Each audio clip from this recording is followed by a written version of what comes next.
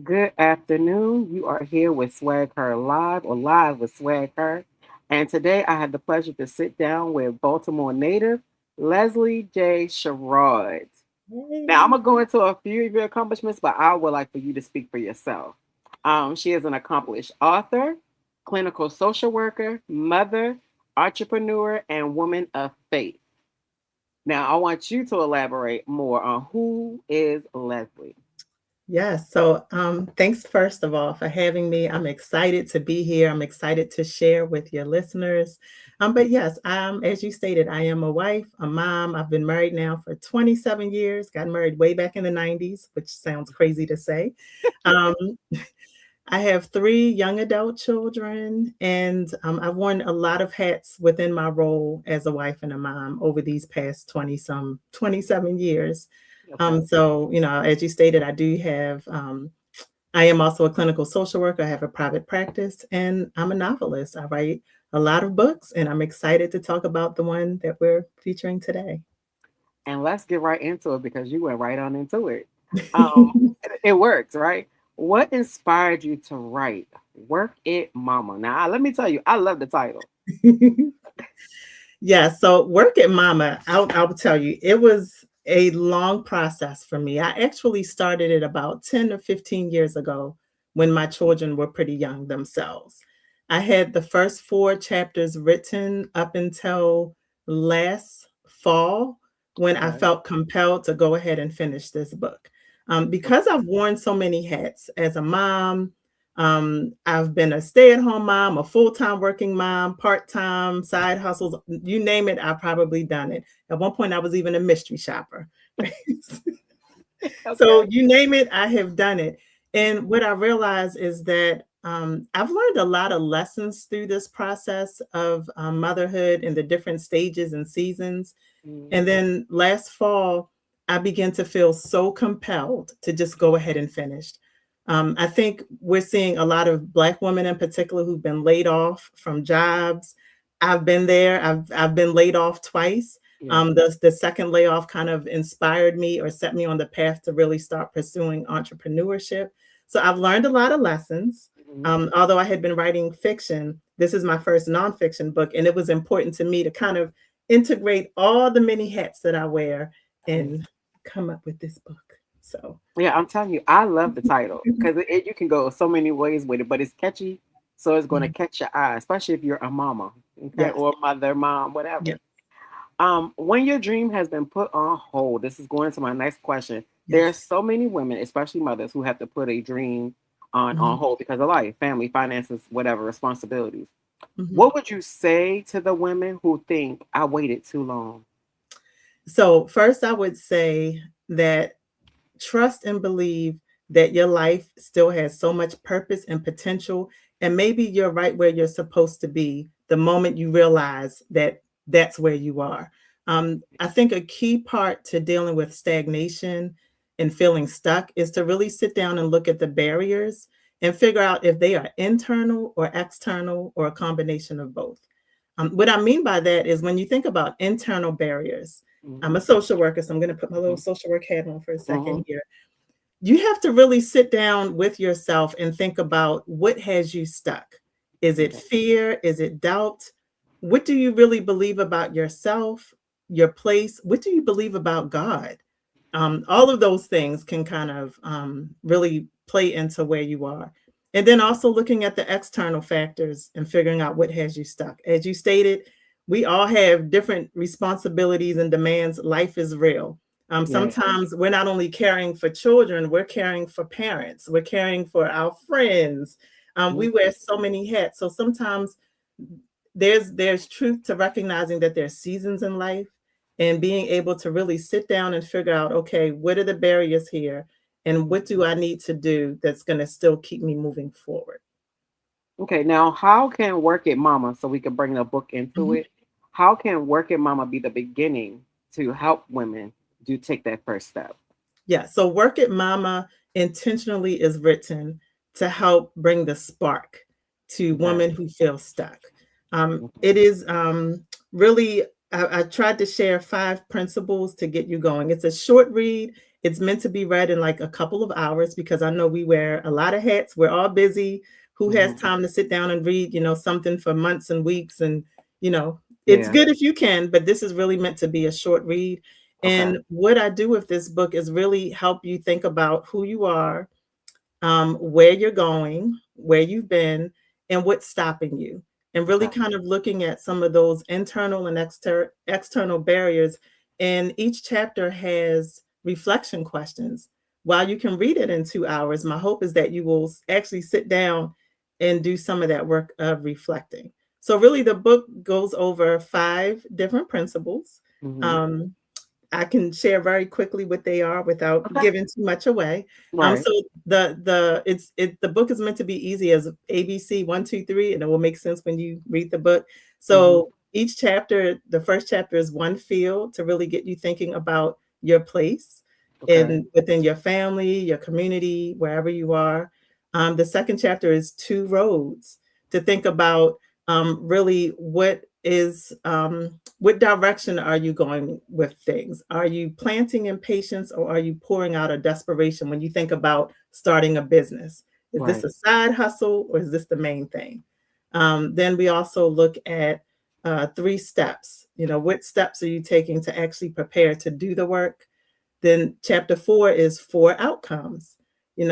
A lot of what results is based on what we've had our focus on and what we believe. And then 5, which was a very fun chapter to write, is 5 witnesses. And think of that as your pep squad. I actually interviewed moms from different backgrounds with different businesses so that they could share their own stories as a way of encouragement and inspiration for readers. So when you read Work at Mama, the idea is that you're really going to have a starting point, especially if you do the reflection questions, to know what you want to do next. Hmm. I like that. I like that. And I'm not a huge I like audibles, but my kids have been putting me onto books. So I Mhm, have been picking up and actually reading, and I feel like it makes you actually focus a little more than an mhm. audible where you can kind of move about. You're not going to take everything in, you'll hit key points. So I definitely want to add this to my read too. Okay. Now I have a little deeper question. What does building a business in alignment with your faith actually look like when you're also dealing with the practical realities of money, ambition, responsibilities, and success? What a great question. I think sometimes all we have is our faith. Mhm. Sometimes, if you think about it, especially if there's been a lot of challenges, there's so many directions that you may be pulled in. Sometimes all you have is your faith. And what is faith? Faith Right. is the evidence of things hoped for, right? Mhm. It's that basic fundamental seed that you can plant and expect to grow. Right. So as as a believer, as I approach even with business dreams and goals, I will tell you sometimes I've had to deal with doubt and fear and discouragement. So what keeps me going is really coming back to that foundation of faith and Okay. believing that there is still purpose even when there's problems, that there's still a way to move forward. And also, I think it's important to move forward with wisdom and with integrity. We don't Yeah. always talk about those 2 things, but the idea isn't that you just get up and jump into some business. Sometimes you have to really assess the season. This might be the Yeah. season where you're just doing your research. Yeah. Um, just because it entered your mind does not mean that next week you just go quit everything and do it. You have to use wisdom. And something I really don't think we talk about much, but is very pivotal, is integrity. You have to move forward with integrity, and that means being making decisions even when no one's looking. So, that are Yeah. doing right by people, that are Yeah. doing right by yourself. So, Yeah. I like that. You are both a licensed clinical social worker and a storyteller. mhm. How has sitting with people through real experiences of struggle, healing, and transformation influenced the way you write about women? Wow, what a great question. I think we all have our own gifts and talents, right? And I'm a firm believer in that if everyone is doing what they're supposed to do, that will make the world a better place. For me, one thing that I believe that God has gifted me with is the ability to listen and to feel.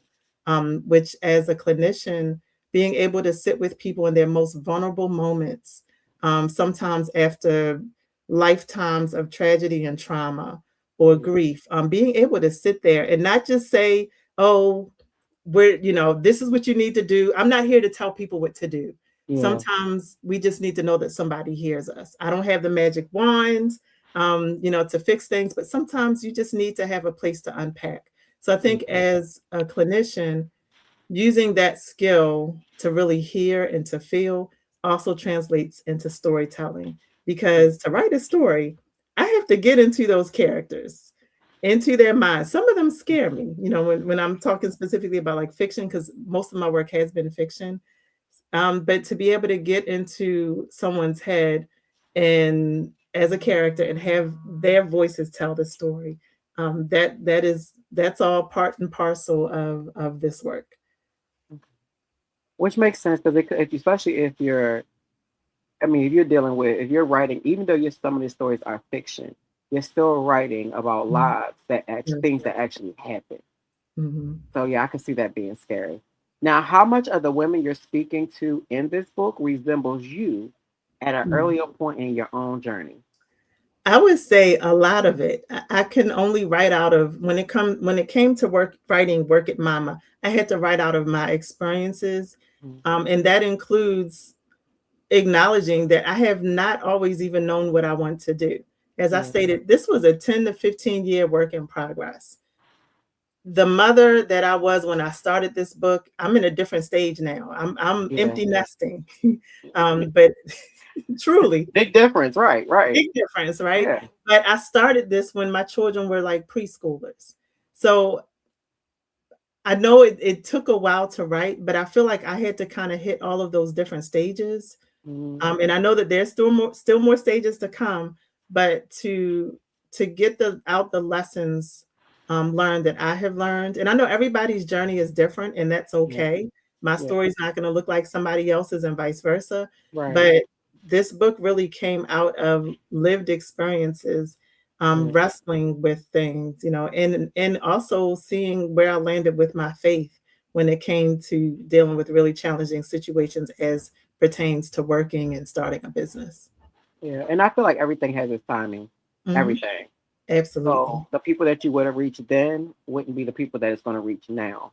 And I feel like where we are in the world itself, we need Mhm. way more resources and tools to get through what Mhm. life looks like now.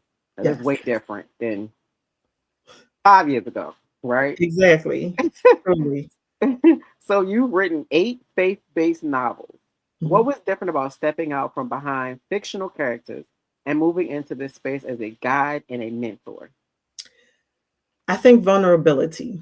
Okay. When I write my novels, and they are truly novels, they are works of fiction, they're not based on real people, Hmm. or their stories. Work at Mama is different because I had to kind of share a little bit more about myself directly. I kind of had to tell about some failures and some fears. So I think that's probably one of the biggest differences is just that vulnerability aspect. And it's a different way of writing as well too. It's one thing to have chapters and scenes and cut. That's what it feels like. Yeah, You're yeah, doing that. This one, it's like you're trying to share little nuggets of wisdom that I wish I had as I yeah, was in various stages of my own journey. yeah, yeah. I definitely 100% can relate to that. Now, what have fictional characters allowed you to say about real women that might be harder to communicate another way? Hmm.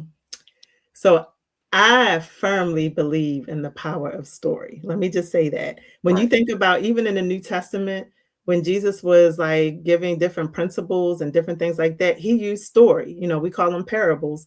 But Yeah. to me, that just shows you the power that goes into story. So as a writer, as a fiction writer, and this has been true with every single book that I've written, and they all have their own pathways. I will say that.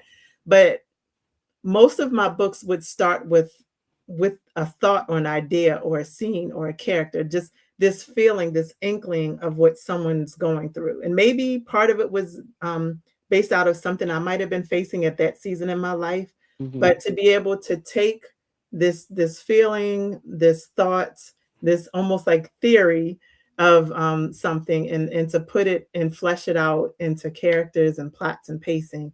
Like I will always love writing fiction. I Yeah. just have to Yeah. say that out loud. I love writing the nonfiction, but there's something about the power of story. And even in work at Momma, there are parts where I share parts of my story too. Okay. And I think that we learn a lot from hearing other people. And that's why I also had included five different women in their stories, because Yeah. we learn from hearing other people's You stories. do. And you Mhm. feel like you're not alone and Yeah, somebody understands where you are. Because a lot of absolutely. people feel like nobody understands. So I Mhm. definitely can appreciate that. Yeah. How has being from Baltimore, and I got to give us some, I'm from Maryland. I'm from Annapolis, Woo-hoo. but I live Yes. in Baltimore. Okay. How has being from Baltimore and then having opportunity to travel, experience other parts of the world shaped the Mhm. woman and storyteller you have become? Yes, I will always be a Baltimore girl. Let me just say that. Born and raised, Baltimore City, done by poets. Hey. Um, and I think anyone who reads my stories who come from Baltimore, whether you're reading my fiction or work at Mama, you are going to see Baltimore as a character, as a setting, as a plot, as a personhood Yeah. in the stories themselves. Being from here has shaped who I am. It has shaped so much of me. And I've also been just really blessed and excited about traveling the world too. That is one of my hobbies. I love to travel. In fact, I've just started a travel blog. Um, Okay. Okay. so yes, I love to travel. Just came back a few weeks ago from London and Paris, and I like the experience of leaving home. To me, travel is also therapy because Hmm. it makes you not only relax, but it also challenges you to see who you are in a different place Yeah. and what you learn. So, yes, I have my Baltimore roots. I like to travel and see the world. And I feel like all of that also comes out in the pages as well, too. Okay. Yeah. Okay. Now we talked about the inspiration. We talked about motherhood, the purpose, taking the first step. So I wanted to bring everything back to the woman who's going to pick up this book. Mhm, When a woman closes the final page of Work It Mama, mhm. what do you hope she walks away believing about herself? And what do you hope she feels empowered to do next? My hope and my goal is for women to, number one, know that it is possible, that that dream that you might have been sitting on, that might have been buried, that you might have stopped believing, it is still possible. That's one thing. And number two, what I really hope is for action, for movement, because we can get these messages, we Mhm. can learn things, it can feel good, but the real test is, what do you do with the message Yeah. that you have heard? So my hope and dream is that women feel empowered to actually start moving. And again, it may not be that all of a sudden you have started this whole massive business next week. It could be that you just start laying the foundation for doing the research, for figuring out resources to start a business plan. I hope, my prayer is that there really is fruit from reading this book. That it's, yes, hopefully fun to read and encouraging, but that it actually gives you that push, that it Yeah. gives you a spark to get started. And I also, again, therapist hat, social work hat. Hmm. I'm hoping that there's a sense of healing that comes through the pages too, Yeah. of feeling seen, and feeling acknowledged, of feeling like your journey as a mom is validated, that it is hard, that trying to balance all the things, it's not just your imagination. This is hard. Mhm. But guess what? Your dreams are still possible. They might have to be tweaked, and that's okay, but it is still possible. There is still hope for you.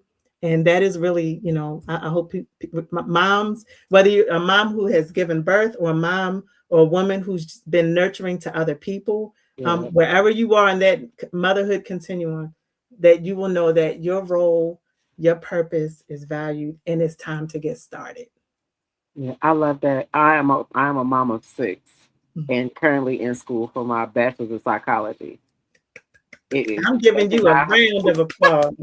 it is definitely not easy, but I know the end result is gonna be all worth Mhm. it. So yeah, Yes, I love everything about this. yes. Um, if readers remember one message from this book 5 years from now, Mhm. what do you want it to be? I want them to be able to look at themselves and say, I got started. I want them to be able to say, I sat and looked at the barriers and I didn't let them stop me, whether they were internal and I had to work through some things or external and I had to figure out the resources and move with wisdom. I want them to be able to look back and say, I read this book and I got started. Okay. Now, what does working it look like in real life? Not the public social media version, but the everyday version. It looks like a combination of fatigue, self-doubt comes up, discouragement, resetting, all of those things. I'll be honest with you, this has not been an easy journey in any stretch of the imagination. I went back and got my master's when I was in my mid 30s after I had 3 kids and my youngest was in preschool. You know, I'm telling you, when I say I've worn a lot of different hats, I'm not Yeah, just saying that just to say it. yeah, But what I keep coming back to is my faith. And like I said earlier, sometimes if that's all you have is your faith, if it feels like all the walls have crumbled, you're not sure who's in your corner, you're not even sure about yourself yeah, because doubt and discouragement is real. Come back to your faith. What do you really believe? And I'm not saying that in like a cliche way. I mean it in a real rubber meets the road way. yeah, What do yeah, you believe? And I'm saying this because this is what I've had to do for myself and continue to do. I have not arrived. I don't have all the answers. I am still learning. But I feel compelled and responsible to share and excited to share what I have learned along the way, knowing that, this message might just land for, one or two people who might be in this particular spot. yeah, And guess what? It's worth it. Whoever you are, if you're listening and that's you, I wrote this book for you, truly. yeah.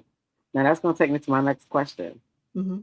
What would you tell the women watching right now or going to watch later, um, who has a dream but keeps Mhm. finding reasons why she can't begin?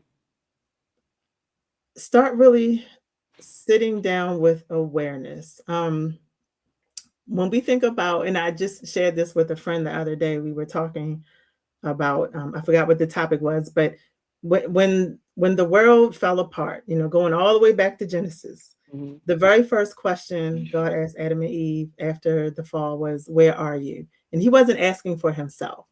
That's a question of self-reflection. So the idea of being able to really sit with yourself, where am I?